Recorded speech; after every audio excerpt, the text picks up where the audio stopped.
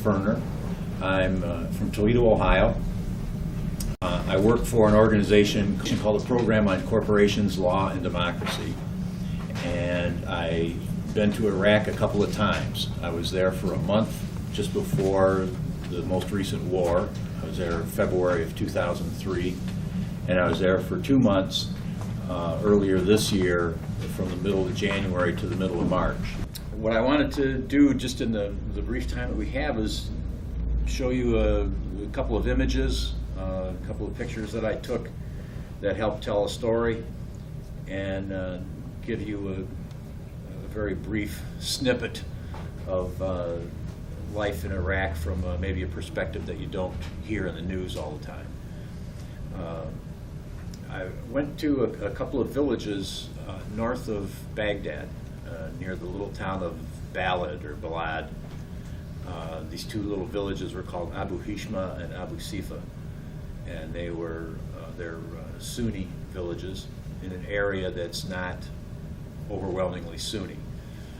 And we talked with the people in these villages, or farming villages, and heard stories from them as to what life had been like since the war, and particularly around the question of people being detained by the army and what that whole experience was like. And one of the stories they told us was about a raid on their village, and the village of Abu Sifa is about 25 houses. It's hardly even a village, it's just a little hamlet. And on the night of December 16th of last year, their village was raided by the army, and 80-some men were arrested and taken away.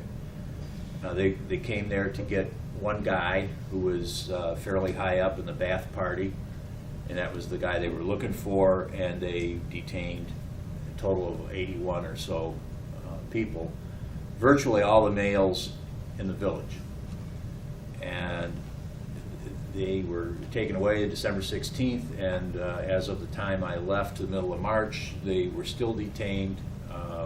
Most of them, they were pretty sure were in Abu Ghraib prison outside of Baghdad.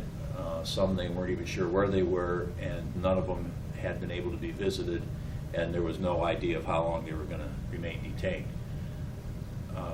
About 10 days or so after that raid, the Army came back, and with a couple of Bradley fighting vehicles, which are light tanks, blew the daylights out of one of the houses, and at that time told the villagers that they could make this place look like the moon. And about a week or 10 days later, they came back and did the same thing to another house, and the villagers showed us those houses, and I took some pictures of them. And later on, I spent some time with the 4th Infantry Division, the particular battalion that's responsible for that part of the country. And I had a number of questions for them that I had gotten from talking with the villagers. And about this particular case, I said, well, you're looking for this one guy, you got him, but 80 some other guys get detained, and they're still in the prison system somewhere, and nobody knows how long they're going to be detained. What's the deal with that? And said, the lieutenant colonel that I talked to said, yeah, we got the guy we were looking for, and the reason we picked up the rest of these guys was because we found that they had weapons caches buried in their backyards and in the orange grove, and we were getting mortared. Our base was getting mortared from around this village, and we had word that these guys were involved with the resistance. And I said, does that include, according to what the villagers told me, does that include the guy that was blind and the guy that was so old you had to carry into the truck, and the two 14-year-old kids? And he said, well, I don't know anything about them specifically, but that was the problem, was that we were continuing to be attacked, and we've had a couple of guys killed and a number of guys wounded. When I was in the armored personnel carrier that was out on patrol with the two Bradleys one night. There were a couple of sergeants and a captain there. The captain was a young guy, recent graduate from West Point, and two sergeants. And I asked the captain and the sergeants, I said, why do you guys think you're here? What, you know, when somebody asks you that, what do you tell them? And the captain responded with kind of a standard list of what we've heard on the news.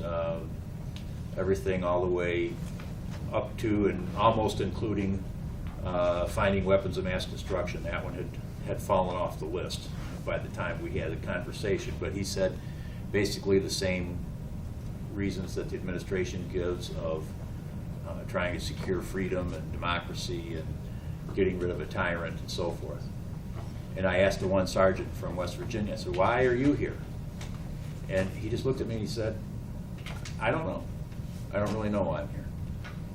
And I asked the sergeant from North Dakota, and I said, why are you here? And he answered me in one word. He said, oil. I said, that's it? He said, that's it.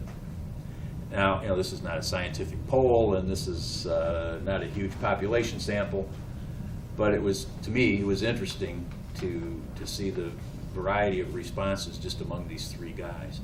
So I wanted to show you a few images of this. This is the bomb crater. You can see these three kids in the bottom of it.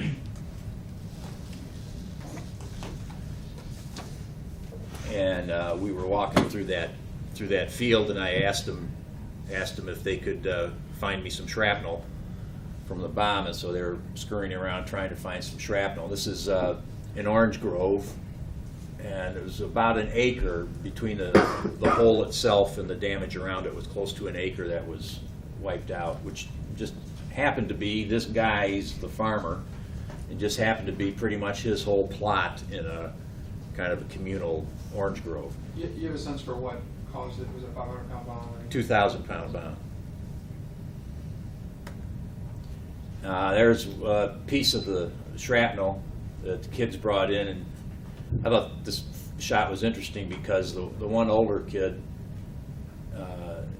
seems to be taking this with a little more gravity than the young kids who are just glad to have their picture taken, and you know, it's a little bit of an occasion. We're in the living room of the farmer who now has the hole. And he invited us in for tea, and we were talking with him. And immediately behind me was a window that was broken out by the blast from the bomb, and a bunch of neighborhood kids that came up and wanted to have their pictures taken. There's not a camera-shy kid in the whole country, as far as I can tell. This is one of the inside of one of the houses in Abu Sifa that was shot up when one of the nights when the Bradley came that I mentioned. There's the outside of the place. These are 25 millimeter shell casings, and that's the armament on a Bradley. An Abrams tank has 120 millimeter shells. Those are 25 millimeter shells. That's another house. That was the second house that was shot up. I talked to the executive officer, the second in command of the battalion, and he said that they didn't destroy them, people were still living in them. And I said, well, I don't think so, because I've been out there and I don't think anybody's living in these houses anymore. This is a picture I threw in just because it's hard to tell what that is. And what it is I'm standing up in an armored personnel carrier. This is a Bradley fighting vehicle behind us. There's another one in front of the APC that I'm in. And here's a couple of cars that are passing in the opposite way on the road. And just to give you sort of a very mundane idea of what occupation is like, these soldiers are on patrol twice a day around these villages. They're all in tracked vehicles, which means that when you're on a dirt road, it raises that kind of dust. So I got done with an 8-hour patrol with those guys. It looked like I'd been in the coal mine and coming out after a shift in the mines. People in the village like to hang their wash out. The kids will play in the yard. People will be walking along the street. Any number of things. And pretty frequently, this is the kind of stuff that they have to put up with. So apart from the violence that you hear about, the shootings and the bombings that you hear about on the news, one of the things that you don't hear about very often is some real common stuff, like having to put up with this. If you're a soldier, coming home after a year's tour of duty, having breathed this much crap in your lungs every other day, even if it doesn't have depleted uranium dust in it,